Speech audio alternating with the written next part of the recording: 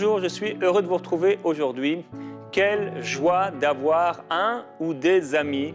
C'est vraiment une grâce de Dieu et la Bible dit que celui qui trouve une femme trouve le bonheur. C'est une grâce qu'il reçoit de la part de l'Éternel. Mais je veux dire effectivement aussi que c'est une grâce d'avoir un ami. Alors si on peut être ami avec notre épouse, époux, et ça devrait être le cas, c'est également une grâce et une vraie bénédiction que d'avoir un ou des amis sur qui on peut compter, avec lesquels on peut passer du temps de qualité. Mais l'amitié, c'est aussi des responsabilités. Et pendant cette semaine, je crois que le Saint-Esprit m'a mis à cœur de partager avec vous sur ce thème de l'amitié. Ça peut paraître ne pas être spirituel, mais ça peut avoir beaucoup d'impact sur notre vie et même sur notre vie spirituelle. Alors aujourd'hui, on va partager 4 catégories d'amitié. Et cette semaine, on partagera également 4 amitiés dangereuses, les choses qu'on devrait faire si on a un ami, 4 choses à faire si cet ami est vraiment ton ami, et également le fait que si c'est ton ami, eh bien, tu devrais lui offrir quelque chose. Je suis conscient que plusieurs d'entre vous, vous n'avez pas d'amis. Vendredi, on priera par rapport aux amitiés et aux besoins de l'amitié. Et également, au fur et à mesure de cette semaine, on va passer plusieurs temps. Et je vais prier pour que Dieu puisse vous donner vraiment un ami. Je crois que Dieu a un ami pour vous, plusieurs peut-être, avec qui vous pourrez être bien, avoir des temps de qualité. Et 25%, selon un sondage qui a été effectué en France, 25% des personnes nées entre 1980 et l'année 2000 disent ne pas avoir d'amis.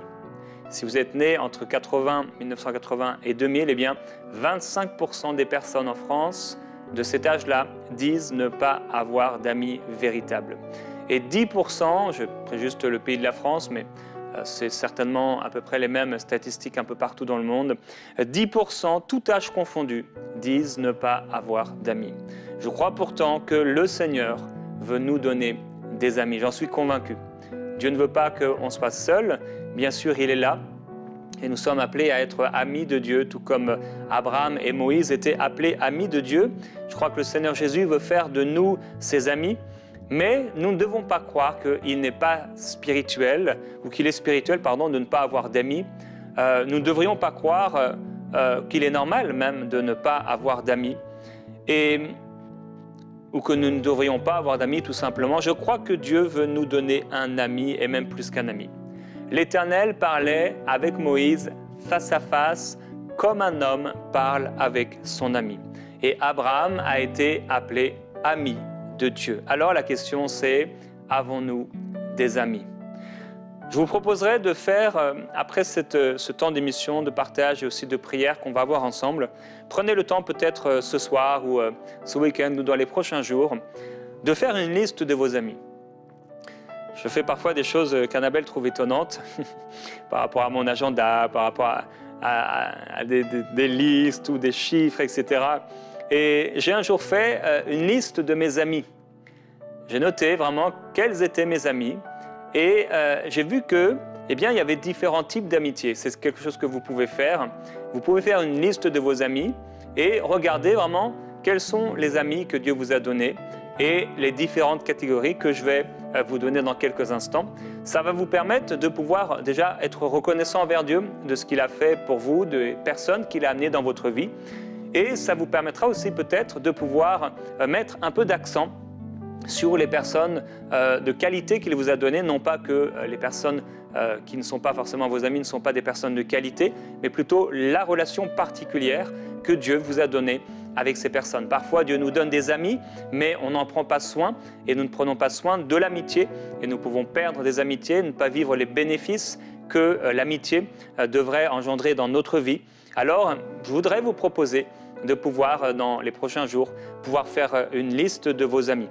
Alors, pour certains d'entre vous, comme je l'ai dit, ce sera simple parce que vous dites ne pas avoir d'amis. Alors, peut-être regardez autour de vous et posez-vous la question et demandez au Seigneur, mais qui pourrait être mon ami ? Si vous n'avez pas d'église locale, je veux vraiment vous encourager à pouvoir avoir et chercher une église locale. Elle ne sera certainement pas parfaite, mais je crois que là aussi, Dieu aura pour vous un ou plusieurs amis. Et même si vous avez vécu des difficultés relationnelles dans l'église, eh bien, On sait aussi qu'on en vit dans le monde et pourtant nous ne sommes pas sortis du monde et nous ne devrions pas sortir non plus de ce qu'on appelle l'église locale. Alors, je crois, oui, que c'est la volonté de Dieu de vous donner un ami et il se peut que vous le connaissiez déjà si vous pensez ne pas en avoir et je prie que vous puissiez apprécier les personnes que Dieu a mis autour de vous. Donc, à vous qui avez des amis et qui allez peut-être faire cette liste d'amis, vous allez voir qu'il y a 4 catégories d'amitié. En tout cas, j'ai donné ces catégories en réfléchissant un peu devant le Seigneur et surtout par rapport à la parole de Dieu. Alors, premièrement, vous avez des amis de cœur. Les amis de cœur, ce sont des personnes avec qui vous pouvez tout partager. Vous pouvez partager jusqu'à vos faiblesses. La Bible dit que Jésus a pris Pierre, Jacques et Jean jusqu'au jardin de Gethsémanée où là, il a souffert et nous savons qu'il a été un petit peu plus loin, mais il a pris ses 3 amis particuliers pour être avec lui dans un moment particulier. Il a dit à ses serviteurs, « Je ne vous appelle plus serviteur parce qu'un serviteur n'est pas mis au courant des affaires de son maître. Je vous appelle mes amis parce que je vous ai fait part de tout ce que j'ai appris de mon Père. » Alors voilà, Jésus dit, vous êtes mes amis parce que je vous ai fait part de tout. Et ça, c'est vraiment l'amitié. L'amitié de cœur, l'ami de cœur, on peut tout lui dire, on a confiance en lui. Ce genre d'ami est prêt à vous aider en pleine nuit si vous l'appelez, il est prêt à vous prêter de l'argent, il est prêt à prier pour vous avec larmes si l'occasion se présentait. Il peut partager avec vous vos batailles et vous soutenir autant qu'il le peut, bien sûr, tout en restant imparfait. Nous sommes des êtres humains. J'ai souvent utilisé le terme de meilleur ami, mais aujourd'hui j'essaie de ne plus du tout l'utiliser parce que j'ai réalisé quand même que ça crée une sorte d'exclusivité mauvaise vis-à-vis des autres. Et je parlerai plus tard, entre parenthèses, des amitiés fusionnelles. Donc, première catégorie d'amis, ce sont ces amis de cœur et je prie que Dieu puisse vous donner un ami de cœur. Oui, merci à Dieu pour l'épouse et pour l'époux, mais on a aussi besoin d'amis de cœur qui soient du même sexe que nous, avec qui on pourra partager nos défis, nos luttes, nos chagrins, nos moments de joie également. Deuxième catégorie d'amitié, ce sont ce que j'ai appelé les amis profonds. Les amis profonds, ce sont des personnes avec qui vous pouvez aussi parler de tout, mais vous n'allez pas partager avec eux forcément vos souffrances et vos faiblesses. Ils sont au courant de beaucoup plus de choses que la majorité des gens, mais ils ne savent pas tout. On retrouve dans Actes chapitre 23, lorsque Pierre et Jean vont être libérés de la prison, il est écrit que sitôt, dès qu'ils ont été libérés de la prison, Pierre et Jean se rendirent auprès de leurs amis et leur racontèrent tout ce que les chefs des prêtres et les responsables du peuple leur avaient dit. Pierre et Jean sortent de prison et tout de suite, c'est quoi ? Leur pensée, on va aller voir nos amis et on va tout leur raconter. Ça, ce sont des amis profonds. Je prie que Dieu puisse vous donner des amis avec lesquels vous pourrez partager une profondeur spirituelle, mais profondeur également dans l'âme, émotionnelle et même intellectuelle, spirituelle, dans tous les points de vue, que Dieu puisse vous donner des amis profonds. Alors ces 2 derniers types d'amitié, donc celles que je viens de citer, ça prend du temps, certainement, souvent, plusieurs années, avant de pouvoir reconnaître vraiment quelqu'un comme étant un ami de cœur ou un ami profond, parce que les années vont éprouver votre amitié et la fidélité de votre amitié. Troisième catégorie d'amis, ce sont les amis d'intérêt commun. Les amis d'intérêt commun, ce sont des personnes avec qui vous partagez différentes activités. Peut-être vous avez en commun quelque chose, ça peut être le Seigneur, alors vous allez voir ses amis à l'église, ça peut être la pêche et vous allez pêcher ensemble, je ne parle pas du péché, commettre des péchés, pêcher des poissons, ça peut être un jeu ou un loisir particulier, ça peut être des gens avec qui vous partez en vacances, vous avez un ou des intérêts communs. Je ne parle pas ici des personnes qui ont une amitié intéressée, mais plutôt le fait de partager avec des gens des amitiés communes. C'est des gens peut-être avec qui vous jouez, vous avez des jeux de société, vous pouvez les voir et vous savez qu'à chaque fois vous allez rire ensemble. Parfois avec eux, vous pouvez toucher certains aspects profonds, mais ça reste quand même assez rare. Ils peuvent parfois vous manquer, mais quand ce genre d'amis, cette catégorie partira, ils seront facilement remplacés par d'autres personnes. 4e catégorie d'amitié, ce sont les connaissances. Alors, les connaissances ne sont pas réellement des amis, mais je les ai quand même mis dans cette catégorie de l'amitié. Et les connaissances, ces gens n'iront pas forcément manger chez vous. Il se peut qu'ils viennent, mais ce sera très occasionnellement, exceptionnellement. Vous les aimez bien, ils sont sympas, ils sont gentils, mais votre relation reste superficielle, en surface. Vous pouvez faire appel à eux quand vous en avez besoin et vice-versa. Ils peuvent être utiles, mais ce ne sont pas vraiment des amis. Voilà donc les 4 catégories d'amitié, je crois, que le Seigneur peut vous donner. Les amis de cœur, les amis profonds, les amis d'intérêt commun et les connaissances. Et dans ces 4 catégories d'amitié, j'ai trouvé 4 genres d'amitié. Donc à l'intérieur de ces catégories, vous pouvez voir aussi des genres d'amitié que vous pouvez retrouver dans chacune de ces catégories. Un premier genre d'amitié, ce sont les amitiés de couple. Si vous êtes en couple, il est possible que vous ayez des amis de couple, donc un couple que vous allez voir régulièrement. Et dans le couple, si vous êtes ami par exemple avec un couple, vous n'aurez peut-être pas la même amitié avec l'homme qu'avec la femme. L'amitié pourrait être différente. Par exemple, si vous êtes un homme avec le mari, il se peut que ce soit un ami de cœur et que son épouse soit simplement peut-être une amitié profonde, une amitié d'intérêt commun. Et l'intérêt commun, là, c'est votre ami en commun. Ça peut être également donc un autre genre d'amitié, les amitiés selon les sexes. Les amitiés selon les sexes donc sont différentes les unes des autres. Les amitiés hommes-femmes sont également différentes et donc on trouve des différences entre les amis. Par exemple, l'amitié femme-femme, l'amitié homme-homme, l'amitié homme-femme sont 3 genres d'amitiés différentes donc, dans les amitiés selon les sexes. Petite parenthèse, si vous êtes en couple, marié ou non, faites attention bien sûr aux amitiés homme-femme, femme-homme, puisqu'il y a vraiment un danger par rapport à ce genre d'amitié. Mais on peut tout de même être ami avec une personne du sexe opposé, tout en étant en couple. Le tout est que tout soit dans la transparence totale et que rien ne soit caché, et que votre épouse, votre époux, soit au courant de tout ce qui se passe. Par exemple, sur WhatsApp, petite parenthèse, vous avez des couples, peut-être vous êtes un WhatsApp commun, où votre épouse a forcément le droit d'aller sur votre téléphone. Oui, c'est normal, vous devriez pouvoir aller sur le téléphone de votre mari et de votre épouse sans avoir besoin de demander le code ou l'autorisation. Il y a également un autre genre d'amitié, dans ces 4 catégories d'amitié, les amitiés en souffrance. Eh bien oui, que ce soit un ami de cœur, que ce soit un ami profond ou autre, l'amitié peut passer par un temps de souffrance, peut prendre des coups et passer par des temps difficiles sans que forcément cette amitié passe à une catégorie inférieure. Ce n'est pas forcément le cas, mais il est vrai qu'un ami peut évoluer à l'intérieur de ces catégories. Quelqu'un qui peut être une connaissance peut devenir un ami d'intérêt commun, puis ensuite devenir un ami profond et peut demain devenir un ami de cœur. Je prie encore vraiment que Dieu puisse vous donner des amis de cœur. Et il y a un autre genre, donc 4e genre d'amitié dans ces catégories, ce que j'appelle la famille. La famille, bien, les personnes de votre famille ne sont pas toujours, malheureusement, des amis de cœur ou même des amis profonds. Un ami peut être plus intime qu'un frère. Il est écrit dans Proverbes, chapitre 18, verset 24, « Un véritable ami est plus attaché qu'un frère. » Donc, les personnes de votre famille ne sont pas toujours et forcément des amis de cœur, mais je prie que l'amitié dans votre famille puisse être restaurée par le Saint-Esprit, par la grâce de Dieu, afin que vous ayez des bonnes relations dans votre famille, car nous savons que les relations ont un impact sur beaucoup de choses dans nos vies et également sur le domaine spirituel. J'étais en train de préparer cette émission et cet enseignement.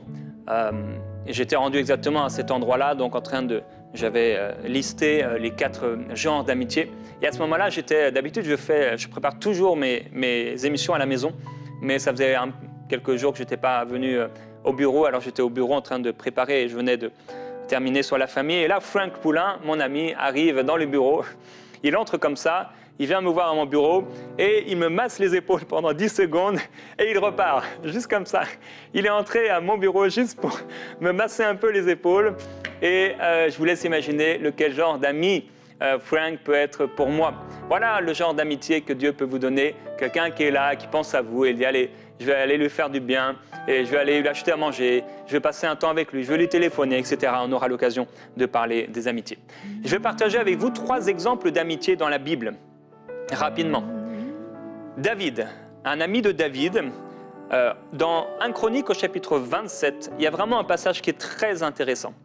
Dans 1 Chronique 27, il nous est dressé la liste des 12 chefs des tribus d'Israël qui chacun devait prendre service pendant 1 mois auprès de David. Donc, et il était chacun de ces 12 chefs de tribu était donc responsable pendant 1 mois de 24 000 personnes. Donc, on trouve dans 1 Chronique 27 une liste, premièrement, des 12 chefs des tribus d'Israël. Et ensuite, il y a une autre liste, après avoir mentionné ces 12 chefs, on va trouver une liste des intendants des biens de David. Donc je les ai comptés et j'ai vu, waouh, il y a encore 12 personnes qui sont les intendants de David. Et je vais juste en citer quelques-uns. Il y avait Azmavet, qui était préposé sur les trésors du roi. Jonathan, qui était préposé sur les provisions dans les champs, les villes, les villages et les tours. Je vais en prendre un au hasard. Il y avait aussi Shimei, qui était préposé sur les vignes. D'autres, c'était sur les chameaux, d'autres, c'était sur les ânesses, d'autres, c'était sur les brebis. Tout cela, donc, ces 12 personnes étaient intendants du roi David. Et donc, après cette première liste de 12 chefs de tribu, puis cette deuxième liste des 12 intendants du roi, on trouve maintenant une liste de 8 personnes et qui est un peu différente. Dans cette liste de 8 personnes, il y avait Jonathan. Jonathan, oncle de David, était conseiller, homme de sens et de savoir. Il y avait Jéhiel, il était lui auprès des fils du roi, donc un tuteur. Il y avait Ahitophel qui était conseiller du roi et il est écrit dans cette liste d'amis et dans cette liste donc avec ces 24 personnes au-dessus et ces 3 dont on vient de citer, Hushai, je ne sais pas si je le dis bien, Hushai ou Ukai, l'Archien, était ami du roi. Ensuite, il y avait Jéhojada et Abiatar et Joab étaient chefs de l'armée du roi. Donc, 8 personnes, un qui était chef de l'armée, il y avait 5 conseillers, un tuteur et un ami. C'est très intéressant de voir qu'il y a un ami, l'ami de David, qui est donné ici dans cette liste. Et cet homme, Hushai, était un ami de cœur pour David, au point il a été listé, ici il a été mis dans cette liste, et cet ami a été prêt à tout, à risquer sa vie pour le roi David, puisque lorsque son fils Absalom va être traître, donc va se révolter contre son père, Hushai et David vont partager ensemble, et il va se faire passer pour un traître auprès d'Absalom. Donc Hushai, l'ami de David, va aller voir Absalom en se faisant passer pour un traître de David, donc en se ralliant à Absalom. Et c'était dangereux. Il aurait pu être mis à mort parce qu'Absalom aurait pu voir que c'était faux. D'ailleurs, Absalom va être très surpris. Et il va répéter par 2 fois, mais toi tu es l'ami de David et tu t'es révolté comme ça contre ton ami, comme ça tout de suite. Et cet impact et cette amitié va avoir un impact puisque indirectement, la présence de Hushai, donc le fait qu'ils se sont mis ensemble pour qu'ils se fassent passer pour un traître auprès d'Absalom, va faire en sorte qu'indirectement, Ahitophel, le conseiller qui s'était rapproché d'Absalom, va se donner la mort. Jonathan aussi va être un ami de David, mais on n'en parlera pas ici. Donc voilà un exemple d'amis. Il y a aussi les amis de Corneille. Il est écrit dans Actes chapitre 10 que Corneille avait invité sa parenté et ses amis intimes et qu'il y avait beaucoup de personnes réunies. Alors dans ces personnes réunies, il y avait peut-être donc des gens de sa famille, il y avait peut-être une grande famille, mais il avait également des amis. Et peut-être qu'il y avait des amis qui avaient invité eux-mêmes des amis. Vous savez comment ça se passe parfois dans certains mariages. Vous avez invité 100 personnes et vous avez 300 personnes qui arrivent parce que vos amis ont invité les amis de leurs amis. Et vous vous retrouvez à 300 ou 400 personnes. Je sais que ça se fait beaucoup dans certaines cultures et bon courage à vous si vous devez vous marier et inviter autant de gens. Corneille était tellement connu qu'il est écrit que toute la nation des Juifs rendait de lui un bon témoignage. Donc, et on devait compter parmi ces personnes réunies des amis de cœur, des amis profonds et peut-être d'autres catégories.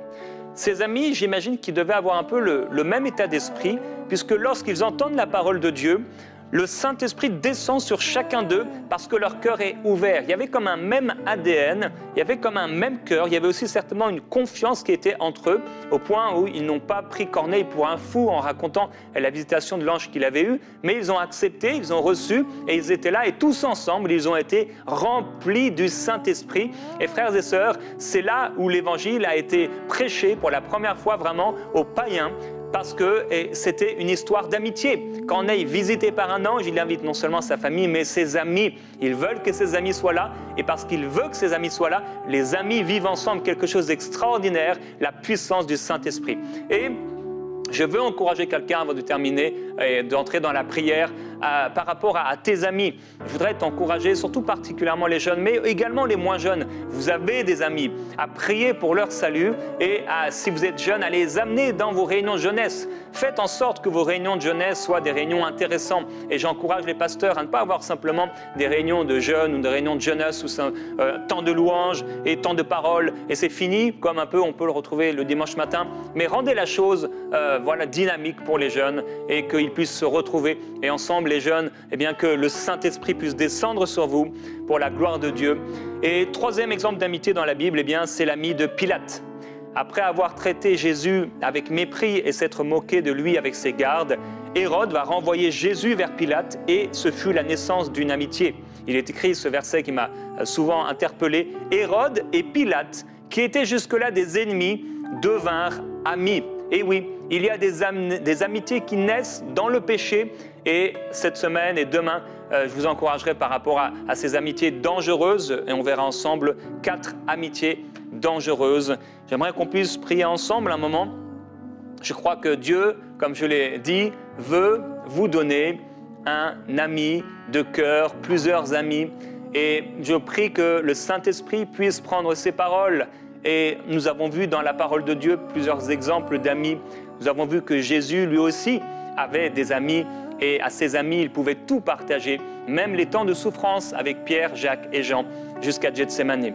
Et Père, je veux te remercier pour ton peuple. Il y a quelqu'un ici, un frère, une sœur, qui dit « Mais moi, je n'ai pas d'amis. » Et je prie, Père Céleste, qu'il, elle, puisse voir l'ami que tu as prévu pour elle et pour lui.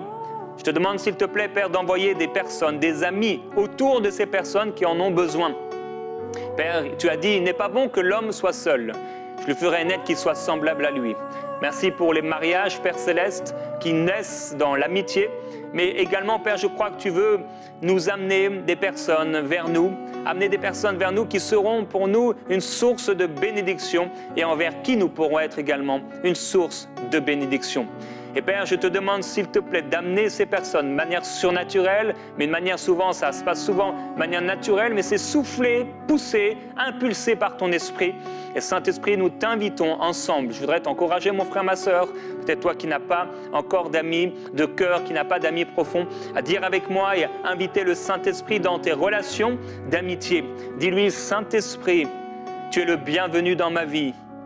Je désire avoir des amis. N'aie pas honte de dire cela, c'est normal. Je désire avoir des amis de cœur. Je désire avoir des amis profonds. Je désire, Seigneur, avoir les amis que tu veux que j'ai. Et je t'invite, Saint-Esprit, dans mes relations. Je te demande, s'il te plaît, de guérir mon cœur si j'en ai besoin, de guérir mon intelligence, de me donner tes façons de penser, tes yeux, ton regard, ton amour, ta bienveillance, afin que je puisse attirer les bons amis. Je te glorifie, Seigneur. Amen. Et Père, je prie pour mes frères et mes sœurs. Et je te demande, s'il te plaît, oui, qu'ils puissent discerner, qu'ils puissent se trouver en face de la bonne personne. Père, comme tu l'as fait dans ma vie, parfois tu m'as connecté avec des personnes de manière, ça avait l'air naturel, mais c'était profondément surnaturel. Et tu as créé, Seigneur, des amitiés de cœur, des amitiés profondes, mais également ces amitiés d'intérêt commun qui sont une bénédiction et ces connaissances envers qui nous pouvons être aussi une bénédiction. Père, oui, il n'est pas bon que l'homme soit seul. Et je prie, Père Céleste, pour mes frères et mes sœurs, que tu les entoures d'amis de cœur, que tu leur donnes des véritables amis. Père, merci parce que rien n'est impossible à Dieu. Merci parce que c'est ta volonté, Dieu. Tu n'as pas voulu que les hommes soient seuls, mais tu les as entourés d'hommes et de femmes.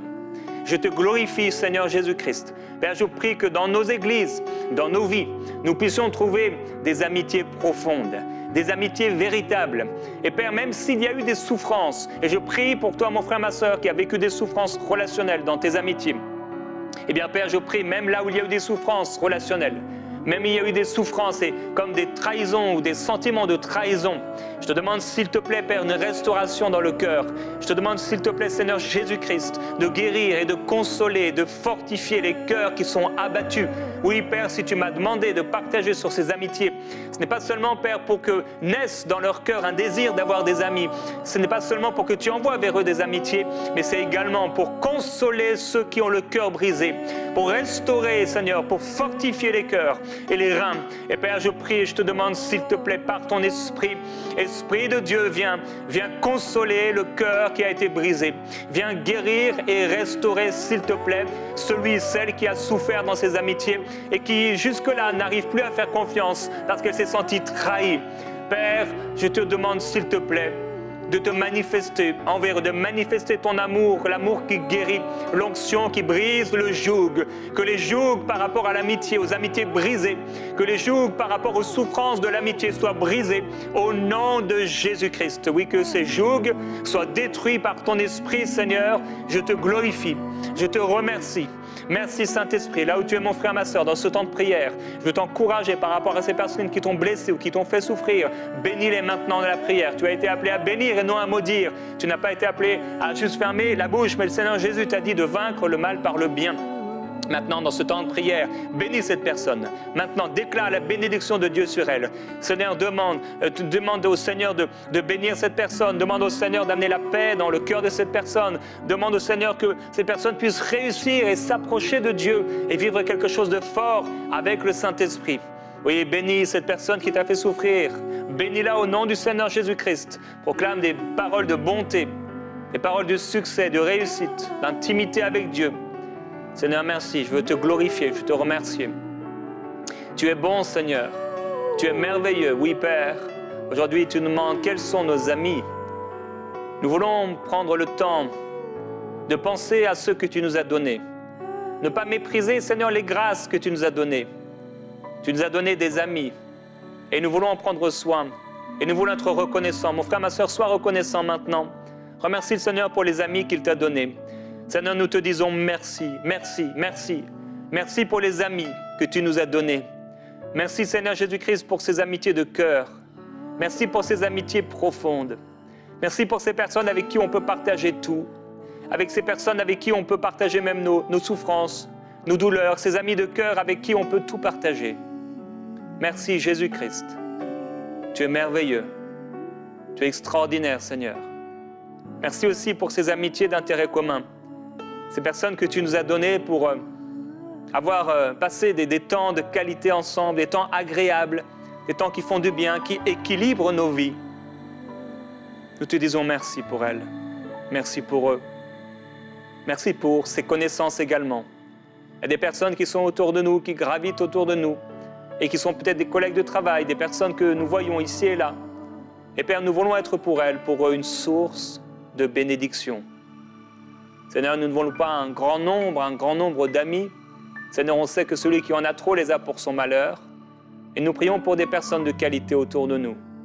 Et nous te glorifions. Et nous voulons être nous aussi un ami véritable, un ami de cœur pour quelqu'un, un ami qui fait du bien. Et nous te remercions, Seigneur Jésus-Christ, parce que tu es notre ami. Et pour cela, nous te sommes reconnaissants. Nous te glorifions, Seigneur. Merci Jésus-Christ. Amen.